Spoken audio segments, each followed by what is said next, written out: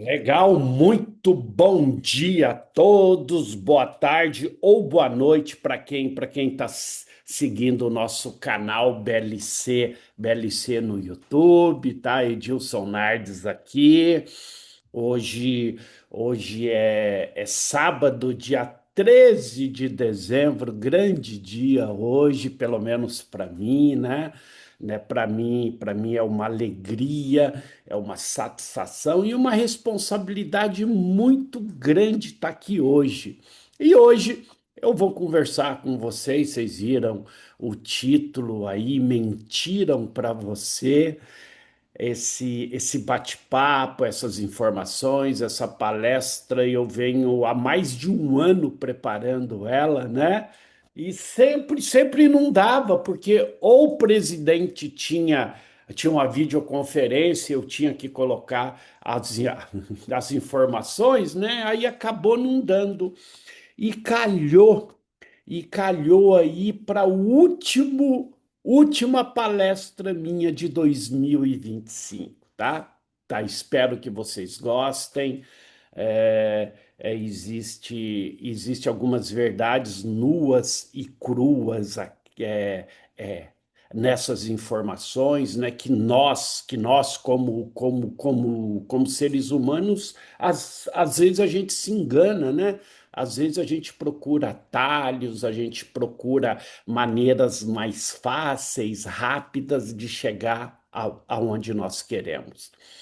E não é bem assim. E com isso a gente acaba cometendo alguns erros, algumas crenças limitadoras que nos criam amarras, e essas amarras são a que nos impedem de chegar aonde queremos, tá bom? Tá bom? Então hoje nós vamos conversar, nós vamos bater um papo aí, como sempre eu conto aí com a ajuda de vocês. Pode comentar, pode escrever à vontade aí, tá? Tá? Que conforme aí for, a gente vai comentando aí, tá bom, pessoal? Então vamos lá, vamos então compartilhar aqui. Deixa eu fazer os ajustes. Deixa eu colocar vocês aqui para dá para eu ver vocês aqui, a reação, tudo aqui é bem legal, né? Tá, deixa eu dar uma ajustada aqui no painel. Legal. Todo mundo tá vendo a minha tela aí? Faz um joinha aí, quem tá? Legal. Então, o título hoje é Mentiram para você. Deus, como assim mentiram, tá? Essa palestra de hoje não foi criada por mim, ela foi apenas condicionada, ajustada, ela foi tirada de dois lugares. Primeiro, um livro, Davi e Golias, Arte de Enfrentar Gigantes, tá? Tá do Malcolm Gladwell. Um excelente livro, indico para vocês, leiam. E também um treinador comportamental, uma das poucas pessoas que eu sigo nesse ramo comportamental, uma das poucas pessoas que eu acho que realmente são sérias, porque a maioria, desculpa o termo, é picareta, é para vender curso e ganhar dinheiro para ele só, tá? Esse cara aí, ali Pedro Calabres, é PhD, é um neurocientista, tá?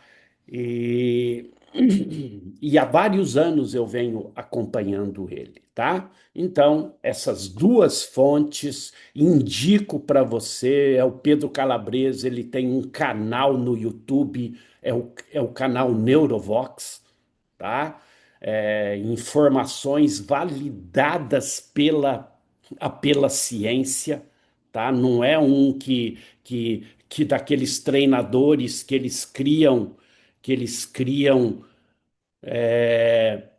é uma teoria conspiratória, eles não querem que você saiba e tal, disso, eu tenho a solução aqui, comprem esse curso. Não, não, ele coloca da onde ele tira, qual o estudo que faz, etc. E então essas duas fontes aqui foi da onde eu tirei as informações que eu vou passar para vocês hoje, tá? Então vamos lá, iniciando com a primeira frase. Se você já deve ter ouvido falar que para mudar a sua vida e conquistar aquilo que você deseja é preciso trabalho duro, muito esforço, consistência e comprometimento. Isso é que nós ouvimos aí, mas essa é uma visão distorcida, incompleta e equivocada. Edilson, mas como assim? Tá? Você vai entender ao longo desse nosso bate-papo isso, tá? Você já deve ter ouvido falar, então, que para mudar de vida e conquistar aquilo que você deseja, é preciso trabalho duro, muito esforço, consistência e comprometimento. É isso que você ouve por todos os lados e talvez até acredite nessa história, mas acontece que não é bem assim. E quem diz isso não sou eu, ou o livro, ou Pedro Calabres, é a ciência que estuda o cérebro e os hábitos humanos. E no treinamento de hoje, eu quero te mostrar o que a ciência nos diz sobre hábitos, mas especificamente os hábitos permitem que você mudem a sua vida de maneira eficiente e, acima de tudo, duradoura. Eu vou te mostrar que essa visão sobre mudança que mencionei no começo é distorcida, incompleta e equivocada, especialmente nos vídeos motivacionais que você encontra por aí na internet. Eu quero te mostrar algumas mentiras que são contadas por aí sobre hábitos e sobre mudanças, especialmente também sobre o que significa assumir o controle da sua vida e conquistar a vida que você deseja e merece. E no final, eu vou te ensinar as 6 grandes lições sobre a mudança de hábitos eficientes, segundo a ciência, para que você consiga conquistar uma vida que te encha de orgulho em vez de arrependimento. E eu começo aqui contando a história de Davi e Golias. A primeira grande mentira sobre hábitos, mudanças e conquistas. E talvez você esteja aí se perguntando, mas como assim? Como assim? Foi tudo mentira? Não, pelo menos uma grande parte disso, quase tudo que te contaram nessa história estava errado, tá? Tá? E talvez você não entenda logo no início dessa história o que tem essa história a ver com hábitos, mudanças, especialmente mudanças que permite a você a conquistar a vida que você deseja. Mas eu te digo que quando eu te explicar até o final, você vai ficar surpreso com o que eu vou falar aqui, porque isso nunca te contaram, tá? Esse fato aconteceu, tá? Tá, essa guerra, né? Essa luta entre Davi e Golias, só foi no vale de Elá, tá? Numa região chamada hoje Cefelá, tá? É mais ou menos ali em Israel hoje. E é uma região muito bonita, muito próspera para campos de trigo, aonde existe montanhas dos dois lados e um vale imenso, imenso no meio, tá? Foi lá que aconteceu isso que eu vou conversar com vocês hoje. Então, o Vale de Elá sempre foi uma região muito estratégica, porque ela dá acesso direto a cidades como Hebrom, Belém e Jerusalém. tá? E devido a isso, lá já aconteceram muitas batalhas militares, muito sangue já foi derramado naquelas terras nesses séculos todos. Por exemplo, foi lá no Vale de Elá, lá que Saladino, o grande sultão egípcio, enfrentou os cruzados europeus, tá? Ela está no século 6 depois de Cristo, mas ainda assim não é por isso que o Vale de Elá é famoso. Esse vale é muito famoso porque na época do Velho Testamento bíblico foi lá que o reino de Israel enfrentou os exércitos dos filisteus, tá? Os filisteus eram um povo marítimo, para quem gosta de estudar sobre isso, provavelmente originário do sul da Europa. Isso é meio controverso, tá? Não se sabe ao certo a origem deles, mas eles chegaram do mar Mediterrâneo. Isso é certeza, é fato, tá? Eles então chegaram e se assentaram na costa da antiga Canaã, que hoje pertence a Israel. Na antiguidade, para chegar ao reino de Israel, para quem vinha do mar Mediterrâneo, era necessário atravessar o vale de Elá.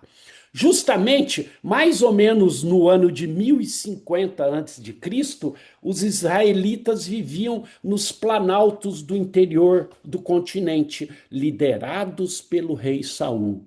Para quem estuda a Bíblia, tá lá, tá? E os filisteus começaram a se movimentar para dentro do continente, rumo justamente ao reino de Israel.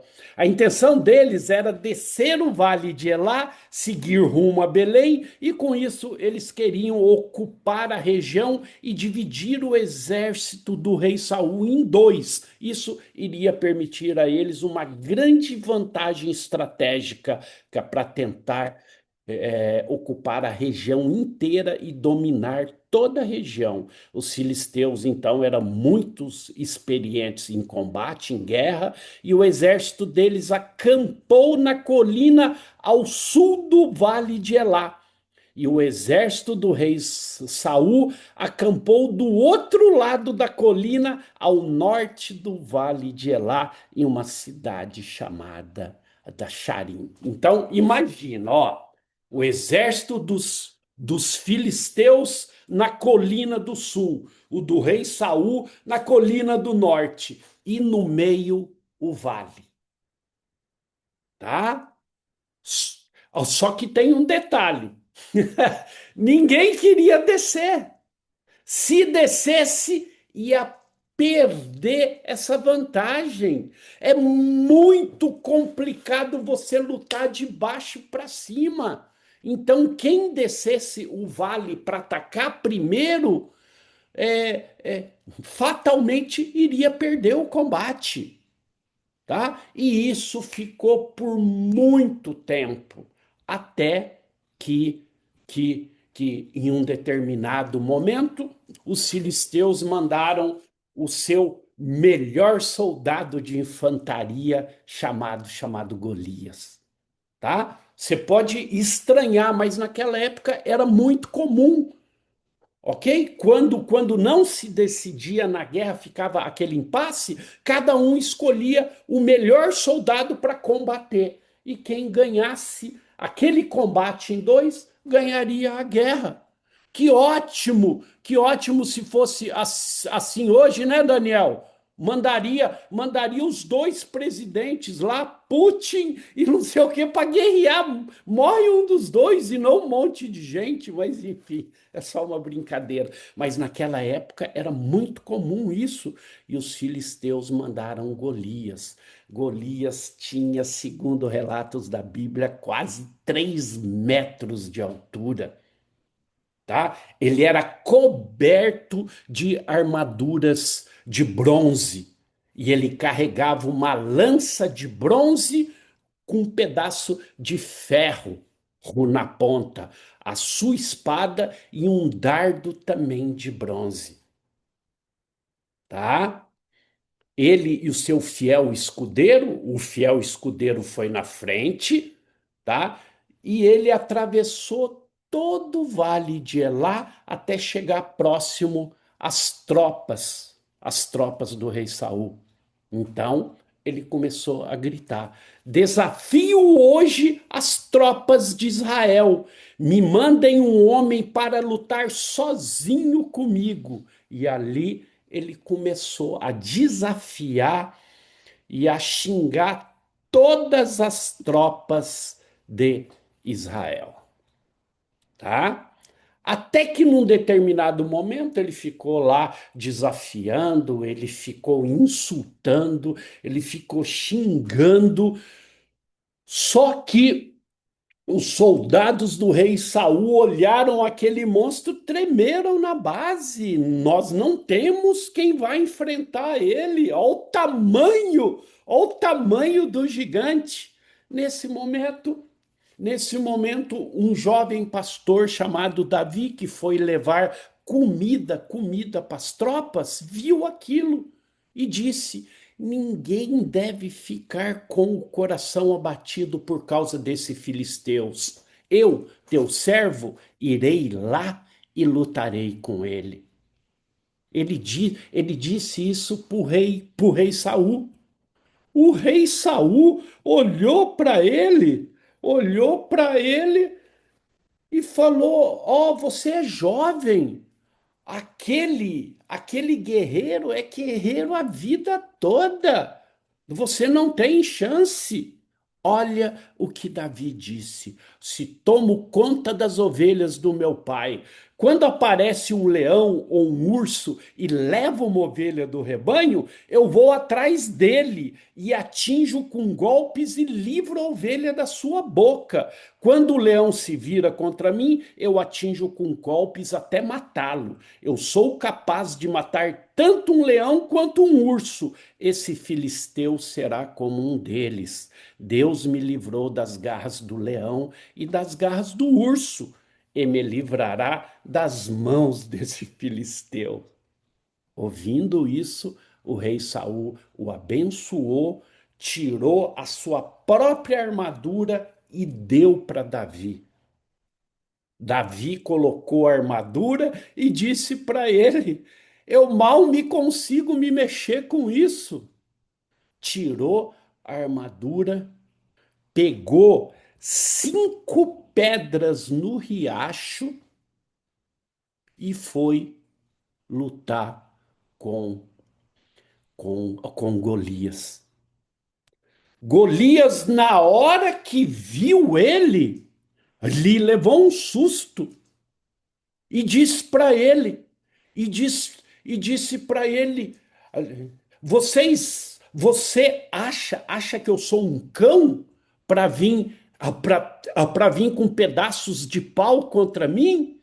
Vem aqui que eu vou dar a sua carne às aves do céu e aos animais do campo. Com isso, Davi pegou a sua funda, que é um estilingue que se usava na antiguidade, é formado de 2 cordas e um couro na ponta, pegou essa funda, rodou e acertou Golias no único lugar desprotegido que era a sua testa. E com isso, atordoou Golias. Ele foi até Golias com a própria espada do Golias. Ele cortou a cabeça de Golias e ganhou o combate. Essa história todos conhecem, não conhecem? Todos conhecem, tá? Mas qual é a moral dessa história? Qual é a interpretação que todo mundo costuma fazer, que provavelmente você já ouviu um monte de vezes até hoje na sua vida? É que a vitória do Davi foi a coisa mais inesperada, improvável e rara que já aconteceu. Ninguém esperava por isso. Ninguém esperava. Por quê? Porque o Golias tinha um equipamento muito superior e que Davi usou uma simples pedra, ou seja, um equipamento inferior para combater Golias. Davi era pequenininho, Golias tinha 3 metros, enfim. É a ideia que Davi não deveria ter vencido aquela batalha e que a vitória dele foi improvável. Essa crença é tão difundida por aí que Davi e Golias virou até um termo usado na nossa linguagem como uma espécie de alegoria, de metáfora, para falar de vitórias improváveis. E o problema é que essa interpretação da história de Davi e Golias está completamente equivocada. E é isso que eu quero te mostrar a partir de agora. Então, presta atenção que talvez você se surpreenda como eu me surpreendi, tá? Naquela época, os exércitos eram divididos em 3 classes de soldados.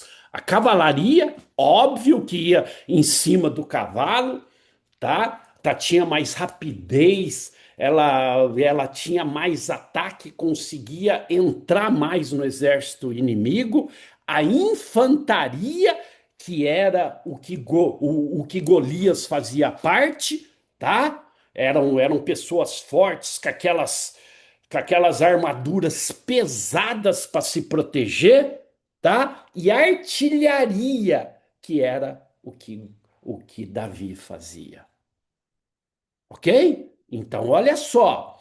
A cavalaria, com aquelas lanças enormes, quem combatia era a infantaria. Aliás, a cavalaria combatia a infantaria e a artilharia combatia a cavalaria, porque a infantaria podia pegar os artilheiros, mas eram os artilheiros que combatiam a cavalaria, tá? Então, a cavalaria era composta de cavaleiros armados e, evidentemente, andavam a cavalo. A infantaria era composta de soldados armados com espada e escudo, vestindo armaduras pesadas. A artilharia era composta de artilheiros, soldados com armadura leve, que usavam arco e flecha e também fundas.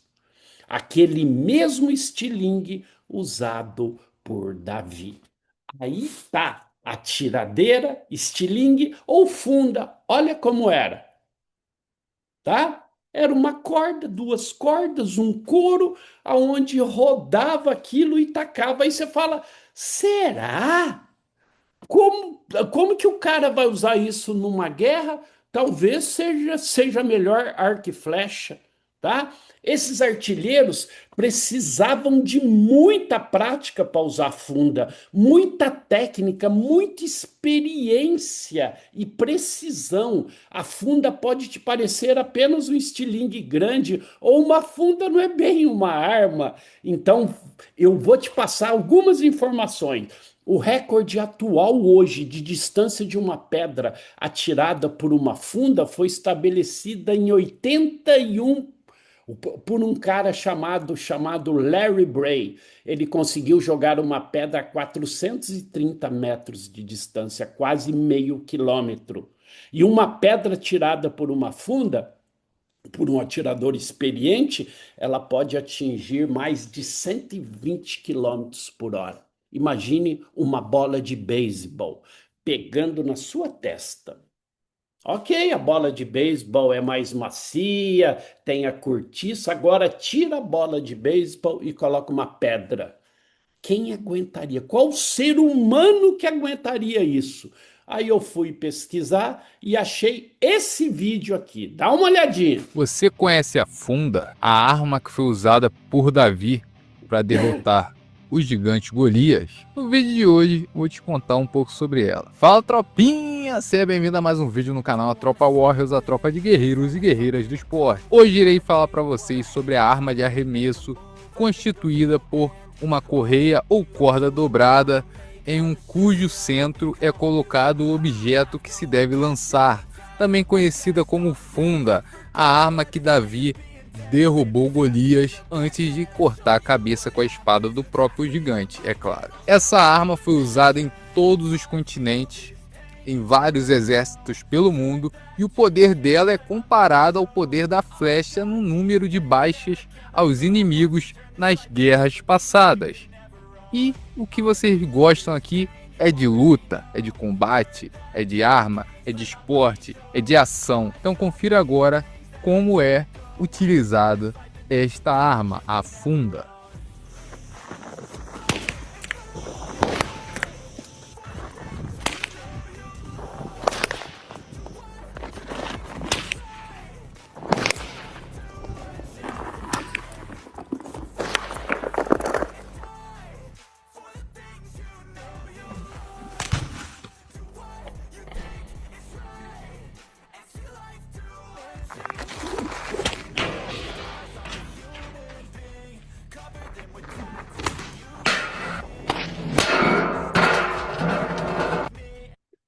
Agora, imagina uma pedrada dessa na testa. Quem aguentaria, tá? Então, agora você está começando a entender, tá? Então vamos lá. Golias era da infantaria pesada, tá? Lança, espada, é todo o armamento dele extremamente pesado. E Davi não era da infantasia, da infantaria pesada, tá? Golias achou que eles iam mandar alguém da infantaria pesada para pegar no 1 a 1. Ele era o mais forte, pois mandaram Davi, que era da artilharia. Por isso, por isso que Golias, quando viu Davi, falou: vem aqui. Por que vem aqui? Porque os guerreiros, como Golias, era no 1 a 1, não era de longe. Ok?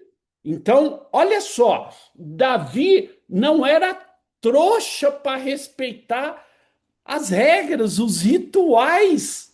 Porque se ele fizesse isso, ele estaria morto, ele seria trucidado. Se ele jogasse com as regras de Golias, ele fatalmente perderia. Então ele usou as regras dele, tá? Davi pega a funda dele, coloca a pedra de longe, rodopia algumas vezes, como vocês viram no vídeo, e vai testa na testa. Lembra, uma pedra dessa tirada por um profissional vai a 120 km/h. Isso é mais do que suficiente para afundar o crânio. E mesmo assim, Golias atordoou e caiu no chão, tá? Davi era artilheiro profissional com essa funda, ele se tornou expert, não foi da noite para o dia. Pessoal, ele enfrentava leões e ursos, ele atordoava um leão e depois matava o leão com a faca. Davi era experiente, ele já tinha usado essa funda em vários bichos. Agora, em leões e ursos, o que é mais perigoso? Um leão, um urso ou um ser humano? Foi por isso que ele disse: eu faço isso, eu protejo as ovelhas, eu tiro ela da boca do leão, tá? Então, olha isso, sem falar que Golias estava coberto por dezenas de quilos de armaduras e de equipamentos de bronze, mesmo que Golias quisesse correr atrás de Davi, que jeito que ia correr com aquele peso todo? Tá? Então, Davi jogou com as regras, as estratégias dele correta. Só que tem mais, tá? Só que o problema que aconteceu com Golias não para por aí. Lembra, Golias falou: por acaso sou um cão para que você venha contra mim com pedras e pedaços de pau? Vem aqui que eu darei sua carne às aves do céu e aos animais do campo. Aí eu te pergunto, por que que Golias fala, vem aqui, tá? Por que que ele também fala para que você venha contra mim com pedaços de pau no plural? Davi só tinha um pedaço de pau que era o cajado dele. E por que que Golias falou pedaços? Aliás, lembre-se, o escudeiro de Golias andava na frente dele, sendo que os escudeiros naquela época costumavam andar atrás e não na frente do guerreiro. E a resposta para essa pergunta está em outra pergunta: por que que Golias era tão grande? Que alguns até não acreditam na história por causa disso. Por que que Golias era tão grande? Existe uma condição médica chamada acromegalia. É uma doença rara causada pela produção excessiva do hormônio do crescimento. E a principal causa de acromegalia é um tumor benigno pressionando a glândula pituitária, tá? O homem mais alto que já existiu, né, na história foi Robert Wadlow. Ele tinha 2,74 metros, muito próximo à altura de Golias. Ele tinha esse tamanho justamente por causa da acromegalia. Tá? E quando a acromegalia não é tratada, esse tumor continua crescendo, que é no cérebro. E como ele fica no cérebro, ele pode pressionar os nervos ópticos que vão dos olhos para o restante do cérebro. Devido a isso, um dos sintomas mais comuns da acromegalia são problemas de visão, incluindo diplopia. O que é isso? É o nome complicado para a visão duplicada. A pessoa vê a visão em duplo. Então, mais uma vez, vem contra mim com pedaços de pau, sendo que ele estava com um só, tá? Agora que você sabe disso, eu vou repetir então. Vem aqui. É, quem sou eu? Sou um cão para que você venha a mim com pedaços de pau no plural? Davi só tinha um pedaço de pau, que era o seu cajado de pastor. Por que Golias estava vendo mais do que um pedaço de pau na mão de Davi? Porque o escudeiro de Golias andava na frente dele e não atrás do que era costume na época, tá? Golias enxergava muito mal e visão duplicada porque ele tinha acromegalia. E com isso você começa a perceber que a história de Davi e Golias é bem diferente do que imagina por aí, do que contam por aí. Davi não era um pobre pastor fraco e indefeso com equipamento inferior. Ele era muito bom no que ele fazia. Ele treinou muito, ele aprendeu muito nos campos. Ele era muito inteligente. Ele teve que matar leões e ursos. E quando ele disse que iria enfrentar o Golias, ele sabia que aquele brutamontes não teria a mínima chance contra ele à distância, tá? E nem se o Golias, como eu disse, tentasse correr atrás, ia alcançar com o peso que ele carregava, a visão turva que não enxergava, porque que aquele tinha que ir aqui na frente dele. Então o equipamento de Davi não era nada inferior, muito pelo contrário, o equipamento dele era perfeito para aquela batalha, era ideal. E Golias não era um monstro superior em equipamento e condições. Ele era muito forte, sim, muito grande no combate próximo. Era o melhor do exército dele, devido ao tamanho, força e o equipamento. Mas justamente esse tamanho e essa força eram também a fraqueza dele, que fizeram com que ele não fosse capaz nem de enxergar a ameaça que o Davi apresentava. Inclusive, ele desdenhou, né? O historiador Robert D.W. escreveu o seguinte: Golias tinha tanta chance contra Davi quanto um guerreiro da época de bronze teria com sua espada contra um oponente armado com uma pistola calibre 45, tá? Mas por que então as pessoas gostam tanto de pintar a história de Davi e Golias de um jeito diferente? Como se Davi fosse um inocente indefeso e Golias fosse um monstro superior e imbatível. É porque existe na imaginação das pessoas uma série de crenças bastante incorretas e distorcidas. A primeira é a crença de que tamanho e força são sinônimos de poder. E não são, e não são. E eu vou te provar isso agora. É o cientista político Ivan Argeoft, ele fez um apanhado, ele fez um estudo das guerras dos últimos 200 anos. Apenas 200 anos, tá? Se fosse mais, isso aqui seria muito maior, mas 200 anos. E ele pegou aonde o exército oponente era pelo menos 10 vezes maior. Ou seja, era Davi e Golias, tá? Onde um exército era no mínimo 10 vezes maior que o outro.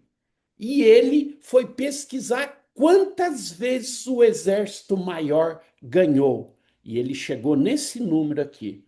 O lado Golias venceu 71,5% das vezes.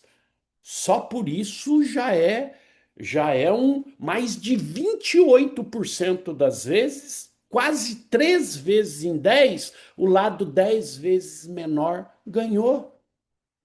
Agora, ele foi mais a fundo.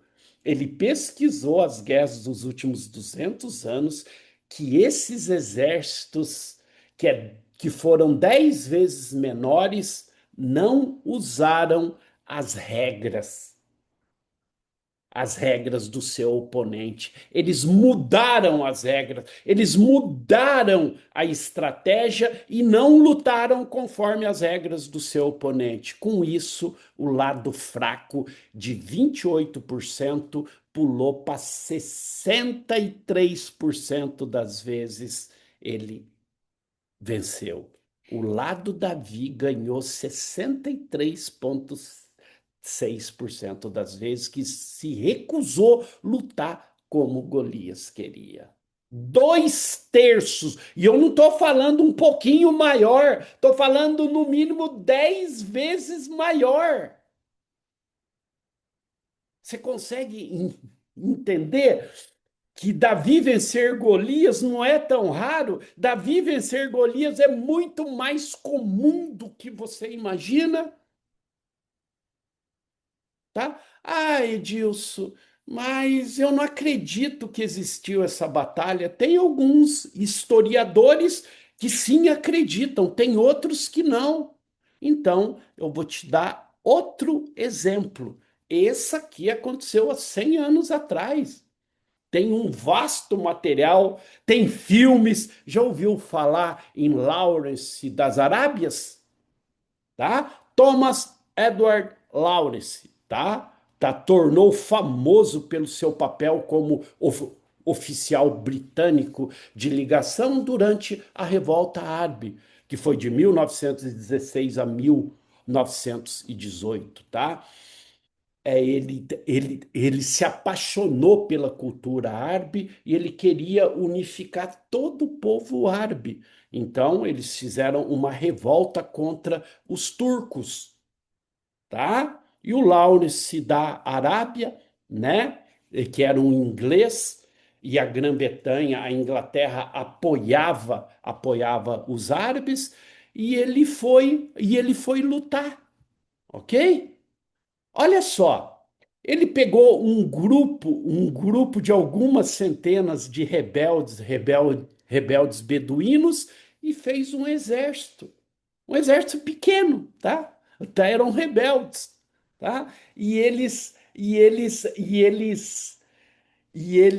andavam andavam naqueles andavam no deserto, né, um dos piores desertos do mundo. E olha só, cada beduíno ele levava um rifle com 100 projéteis de munição, 20 quilos de farinha, um pouco de madeira para fazer fogueira para cozinhar, túnicas leves que protegiam do calor durante o dia e o frio extremo à noite. Eu não sei se você sabe, tá? No deserto, durante o dia, pode beirar 50 graus e à noite é negativo, tá? E como eles eram muito bons em encontrar água no deserto, eles carregavam no máximo meio litro d'água. Apenas meio litro d'água, tá? Aí você pode falar, pera, mas como que é isso? Como que eles guerrearam no deserto? Olha só, um beduíno, ele conseguia se locomover mais de 150 quilômetros por dia no deserto, mesmo no verão, tá? No deserto mais difícil e perigoso do mundo. Sobre isso, o comandante Lawrence escreveu o seguinte, nas cartas, né?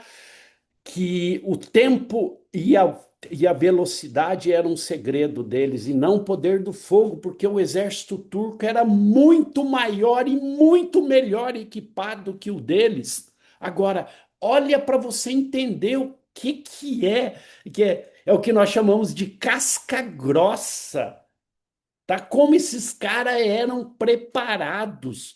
Só para você ter uma ideia da mobilidade, em 1917, tá? No dia 25 de março, eles explodiram 60 trilhos e cortaram uma linha de telégrafo em Buir.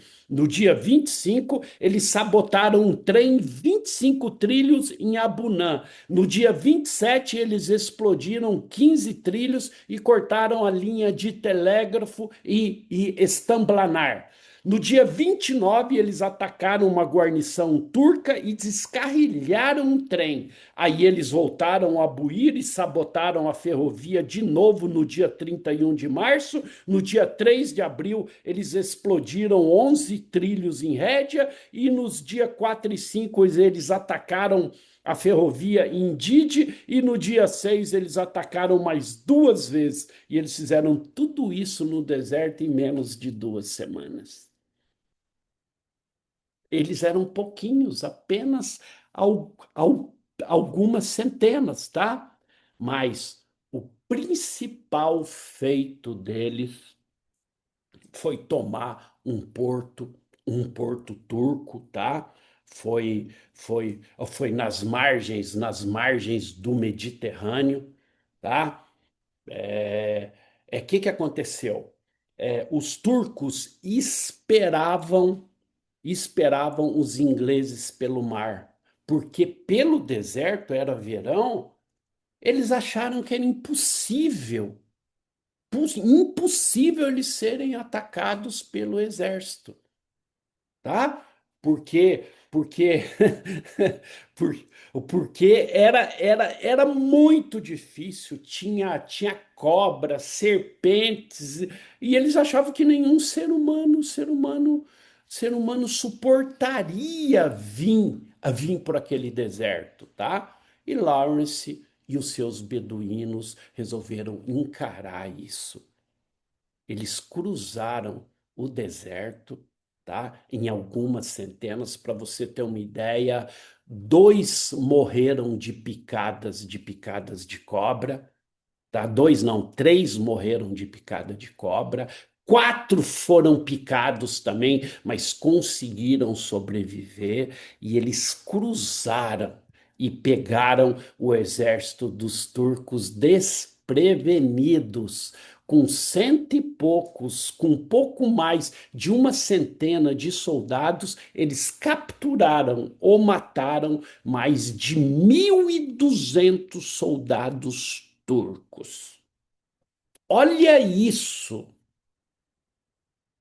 Um pouco mais de uma centena capturou mais de 1.200, tá? ou seja, Davi e Golias, ok? Davi resolveu não usar a estratégia de Golias. Lawrence não quis ir por onde os turcos esperavam, que era pelo mar. Ele fez completamente diferente. E o que aconteceu? Ele venceu, tá? E aqui eu começo as 6 lições. A primeira é: não existe sucesso sem preparo e muita experiência. Ao contrário que todo mundo acha que Davi era um pastor de ovelhas, ele era muito experiente em usar aquela funda. Ele já tinha matado leões e ursos. Ele foi forjado naquelas montanhas, cuidando das ovelhas do pai, tirando da boca de leões, atordoando os animais e matando eles. E ele não ia fazer isso com um ser humano. Oh, os beduínos do comandante Lawrence era muito experiente no deserto, casca grossa. Graças a essa vasta experiência, eles eram resilientes, eles aguentavam firme condições extremas que pouquíssimos seres humanos nesse planeta conseguem aguentar. Lembra, levava um rifle com 100 projéteis, 20 quilos de farinha, um pouquinho de lenha para fazer fogueira, para fazer comida e se proteger do frio, e meio litro d'água, tá? E hoje, contra isso, aqui dessa primeira lição, nós temos, né?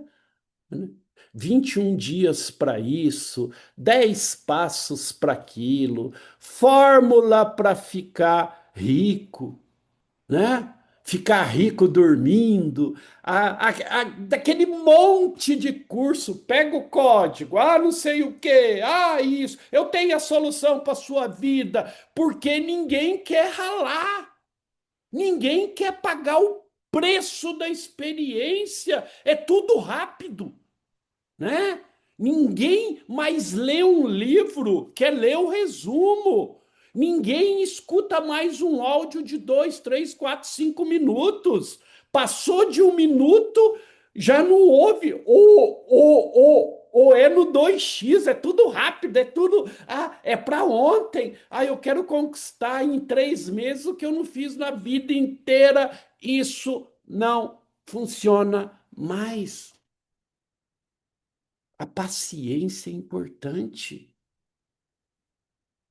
Quem quer ser um especialista, quer ter grandes resultados e vencer as batalhas da vida, precisa de paciência, precisa preparo. Quantos anos Davi levou se preparando nas montanhas? Quantos anos os beduínos tiveram que aprender a sobreviver no deserto? E as pessoas acham, não, Deus, como ajudou Davi, Deus vai me ajudar. Vai. Ele vai te dar um monte de oportunidades para você se desenvolver. Mas se você não enfrentar seus leões e ursos, desculpa, você vai perecer na batalha. As pessoas acham que o sucesso vai vir de, eu vou tentando, uma hora eu consigo. Se não tiver preparo e muita experiência, você não vai conseguir. Essa que é a dura verdade, tá? Tá? Qual foi a última vez que você leu um livro? Que você não deixou o celular te atrapalhar? Que não foi para as redes sociais? Que, sabe? É isso. E eu sempre brinco, HBC, hora, bunda, cadeira. Sem preparo, esqueça, principalmente na nossa área. A nossa área digital, tecnologia, tal. Tem pessoas que não estudam. Tem pessoas que acham que não, amigo, como você vai fazer na hora de vender seus ativos? A melhor hora, o melhor momento, de que maneira? Você vai esperar sua linha ascendente fazer isso? Hã? Você está perdido. Você tem que se preparar para a batalha contra Golias, ok? Eu tenho um ditado assim: Deus me ama como eu sou, mas Ele me ama muito para me deixar como eu tô. Ele nunca vai fazer por mim o que Ele me deu plena capacidade para que eu mesmo faça. É comigo. Peço sabedoria, saúde, força e fé. O resto é comigo. Vamos lá, vamos nas montanhas enfrentar os leões e os ursos. A segunda lição: quem não tem medo é um tolo. Você acha que Davi não sentiu medo? Você acha que os beduínos também não? Alguns morreram. Mas o que é medo? O que é coragem? Coragem é ausência de medo? Não. É como você reage a ele. O corajoso, ele é medroso, mas ele não se deixa vencer pelo medo. Tem uma historinha que eu gosto muito, né? Napoleão em cima do cavalo, prestes a começar o ataque, o exército inimigo era muito maior, então o soldado chegou perto dele e falou: "O senhor não está com medo?" Ele falou: tô morrendo de medo, olha para minhas pernas tremendo. Mas quando a batalha começar, eu digo para ela: para de tremer, que agora a gente vai. Você entende? Eu vou com as pernas tremendo mesmo. Então, quem não tem medo é tolo, porque o medo é útil. Ele nos mostra que existem perigos reais que podem nos ameaçar de fato. Coragem não é ausência de medo. Quem não tem medo é um tolo. Coragem, olha só a definição de coragem. Coragem é a escolha inteligente dos medos que você precisa enfrentar para conquistar aquilo que você deseja na sua vida. Escolha inteligentemente quais os medos você vai enfrentar. Você não precisa enfrentar todos os medos. Enfrenta aqueles que você precisa, tá? Mesmo que você tenha muito preparo, mesmo que você tenha planejado, você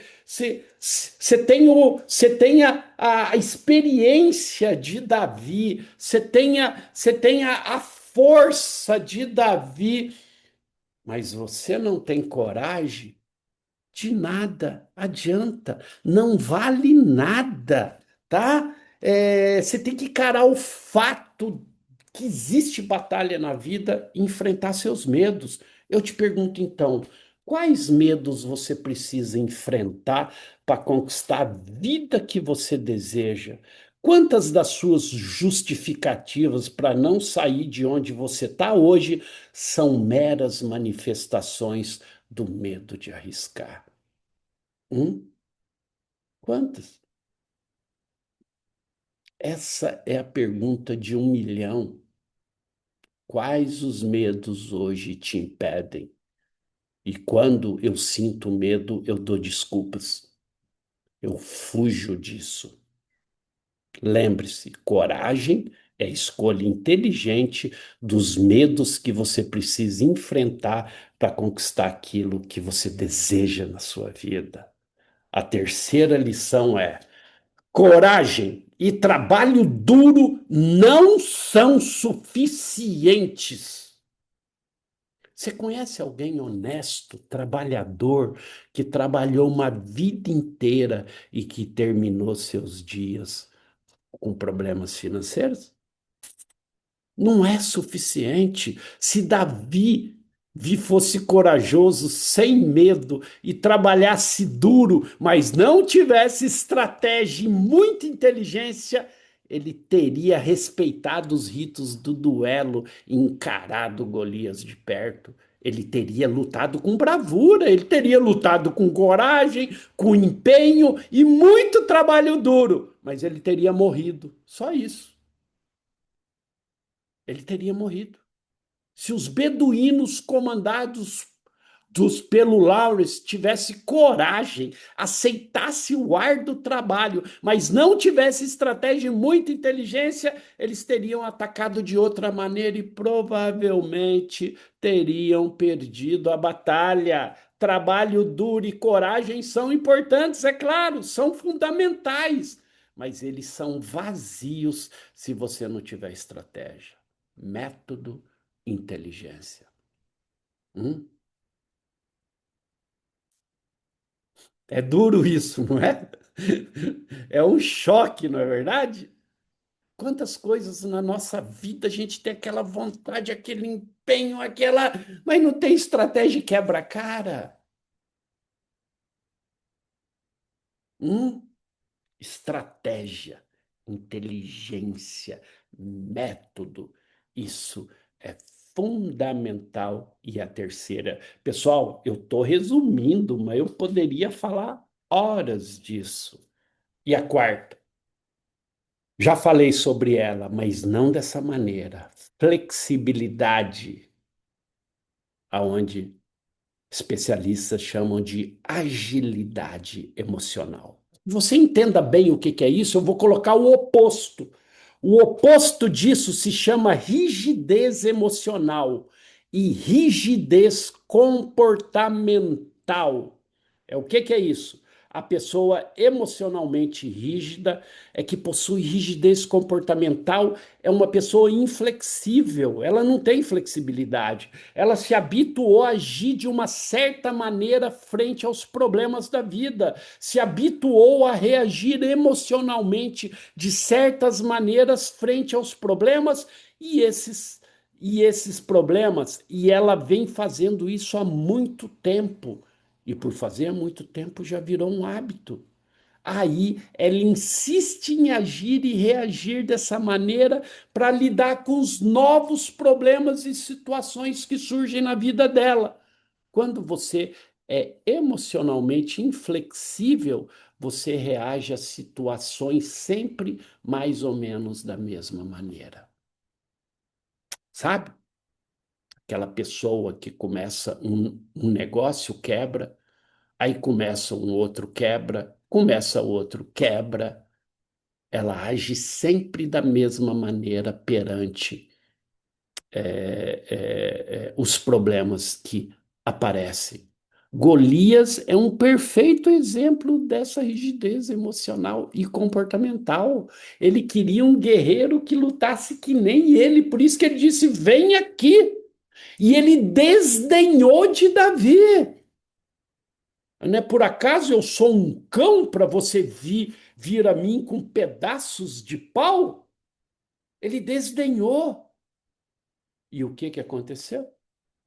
Ele pereceu por causa disso. Se ele tivesse essa flexibilidade, agilidade emocional, ele olharia aquele pequenininho cafunda na mão e falar: opa, deixa eu me proteger aqui, que ele não vai chegar aqui, não. A arrogância, ao sabe-tudo, não, foi sempre assim, né? Não. Os turcos foram rígidos, eles deram as costas para o deserto. Ah, ninguém vai passar aqui, não, eles vão vir pelo mar. Entendeu? Olha, exemplos nossos aqui de empresas que vocês conheceram, Kodak era um Golias, não era? Vocês sabiam que a Kodak tinha um projeto de máquinas digitais que foi colocada de lado, porque não era prioridade? Hã? A Nokia, que quem era do final do século passado, no início do século, né, Osmar? Osmar já começou a rir, o Daniel. Vocês tiveram um Nokia, mas a Nokia com a rigidez emocional não quis focar nos smartphones. O que que aconteceu com ela? Quem tem o Nokia hoje? A Motorola não. A Motorola falou: opa, deixa eu ser mais flexível. A Blockbuster. A Blockbuster desdenhou da Netflix. Os diretores, os CEOs da Blockbuster disseram: ela nunca vai ter sucesso. Hoje só tem uma Blockbuster no mundo em Oregon. Rigidez é uma prisão emocional que está por trás de muitos males na sua vida. E talvez você esteja agora sofrendo de uma prisão emocional, ok? Rigidez emocional. O que que é isso? Pessoal, eu vou te dar um exemplo aqui. O cérebro humano, ele se acostuma muito rapidinho às coisas boas, às coisas que dão prazer, tá? Cria um hábito fraquinho de procrastinar, que você vai ser um procrastinador profissional, tá? Cria um hábito de ter preguiça de vez em quando, que você vai ser um preguiçoso de carteirinha. E pior, você passa a ser consistente nisso. Você passa a ter compromisso com esse padrão. E a sua rigidez emocional não te deixa mudar. Entendeu? Porque falta flexibilidade. A pergunta é: quais os hábitos que você tem hoje que você não muda por rigidez emocional e comportamental? É de doer, não é? É de doer, tá? A quinta lição, para aqueles que buscam certeza, a única certeza é que não existe certeza. Será que você está esperando o momento ideal? Na verdade, o momento ideal para mudar nunca vai chegar. As pessoas que acertam agindo no momento ideal tiveram a coragem de arriscar mesmo em faces das incertezas. Quem vive à espera do momento ideal acaba paralisado em um delírio. Pessoas assim acreditam que algum dia o mundo lhes oferecerá certeza. Lição budista e estoica. Na vida humana, a única certeza é justamente que tudo é incerto e impermanente. Não existe certeza. Não, eu preciso ter certeza. Não vai ter nunca, tá? Usa sua energia com sabedoria, foque naquilo que está nesse momento dentro do seu controle e descubra que tudo que precisa está aí agora dentro de você. Tudo que eu preciso está em mim agora. Repete isso, tá? Isso é muito forte. Deus nunca vai te colocar algo que Ele não tenha te dado plena capacidade para você fazer ou conquistar, ok? E a última lição, né? Autoconhecimento. Isso aqui eu poderia ficar horas nisso, né? Freud diz que a suprema forma de agressão é conhecer a si mesmo, porque aí as máscaras caem. Aí dói demais. Dói demais você descobrir crenças que você tinha de você, máscaras que eram todas, como eu disse, máscaras para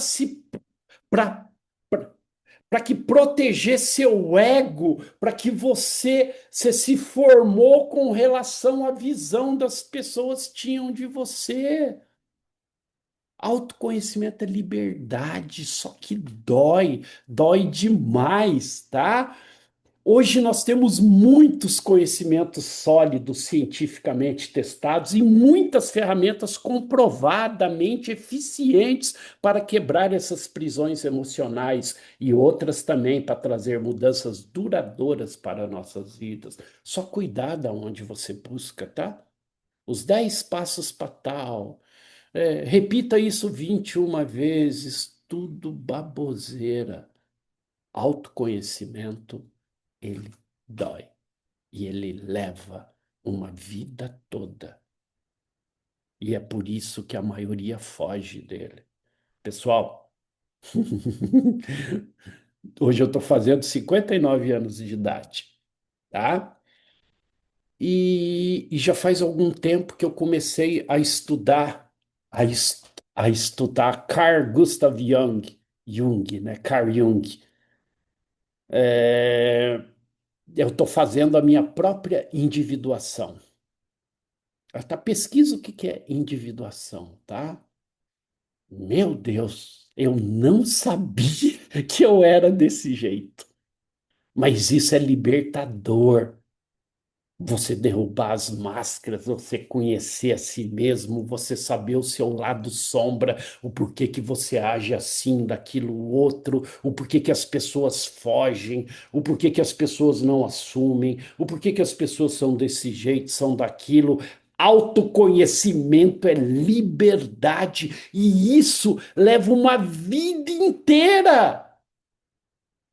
Então não tem aqueles cursinhos, esses dias na internet apareceu lá, um doutor não sei do que, não te contaram que o cérebro humano funciona assim, é só fazer isso que muda tudo. Compre esse curso. Baboseira. Tem que ser você com você, tá? Cada vez um pouquinho, cada dia um pouquinho, e as coisas no final vão ficar cada vez melhores, tá? E eu encerro aqui com vocês agora, colocando essa última tela. Você precisa aprender a ser flexível com o seu comprometimento e com a sua consistência. Por quê? Porque se você hoje for comprometido e consistente em procrastinar, você vai ser a vida toda. Se nós formos consistentes e comprometidos a termos preguiça, aonde isso vai nos levar? Esse é o problema.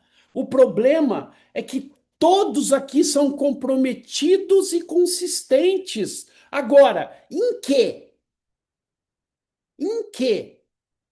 Eu sou comprometido e consistente em assistir TV. Eu sou comprometido e inconsistente sei lá, assistir seriado. Eu sou comprometido e consistente a dormir até mais tarde. Então, você tem que ser flexível até nisso. Essa é uma armadilha do comprometimento e da consistência. Eu te pergunto quais são os hábitos que você está aí alimentando com comprometimento e consistência. Hábitos que estão te afastando da vida que você deseja. Se você não souber eliminar isso, questionar e contrariar esse comprometimento e essa consistência, você não vai conseguir transformar sua vida e conquistar o que você busca tanto, tá?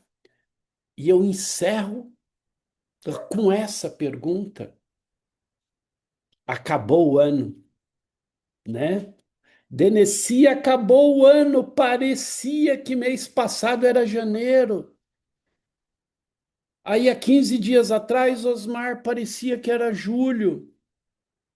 Daniel, semana passada parecia que era outubro, novembro, e já chegou mais um ano de aniversário.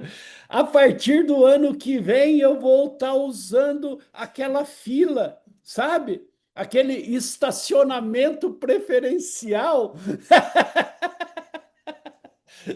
Aí alguns falam, Edilson, você está ficando velho, melhor ser velho que morrer novo. Velho é um jovem que deu certo. Então eu adoro a idade que eu tenho. Só que o meu espírito aqui dentro queima, tem febre. Eu tenho 18 anos, eu tenho 20 anos. Eu tenho. Ô, Osmar, eu cheguei agora na metade da minha vida, das minhas metas. Entendeu? Então é isso, pessoal. É isso que eu desejo para cada um de vocês.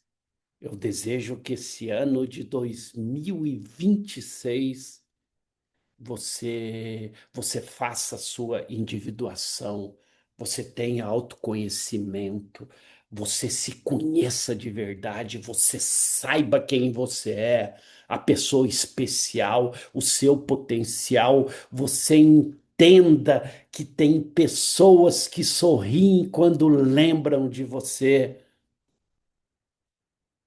que tem famílias que por você hoje elas estão melhores, que tem palavras, frases, abraços que você deu no passado que reverberam até hoje. E do coração eu desejo que 2026 seja o ano mais extraordinário da sua vida, que esse Natal, que esse ano novo seja diferente dos outros.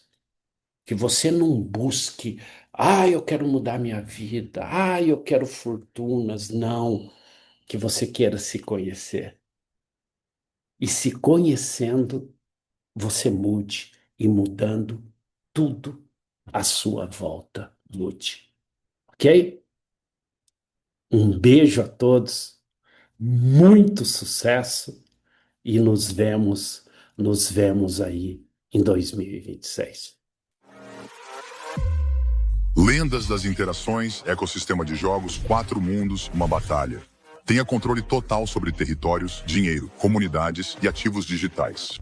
Apenas os mais fortes governam aqui. Você está no epicentro de 4 mundos. Não há espaço para o acaso. Você obtém recursos no mundo real, aprimora-os no mercado digital, usa a influência da comunidade para controlar territórios e saca a moeda do jogo para o mundo real. O que o modelo de negócios inovador oferece? Os ativos digitais se tornaram dinheiro. Agora você pode jogar e ganhar ao mesmo tempo. O mundo físico passou a fazer parte da batalha. Agora as cidades não são apenas locais, mas arenas de jogo. A economia foi além do jogo. Agora ela está conectada com negócios reais e mercados financeiros. Lendas das Interações quebrou as barreiras. Não existe mais apenas um jogo. Existe um novo mundo onde o virtual, o físico, o social e o econômico estão unidos. Bem-vindo ao futuro.